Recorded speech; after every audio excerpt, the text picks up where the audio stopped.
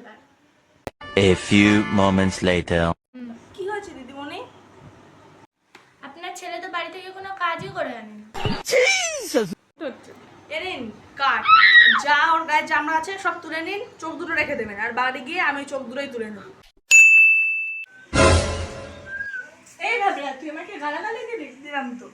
আরে আমাকে দেখে শীষ দিচ্ছিস, গালাগালি দিচ্ছিস, কি ব্যাপার? হ্যাঁ, আপনারও বা কি হয়েছে? দিন দিন এত সুন্দর হচ্ছেন, আমিও বা কি করবো? দাঁড়া এক্ষুনি তোর গার্জিয়ান কল করছি। 2 hours later.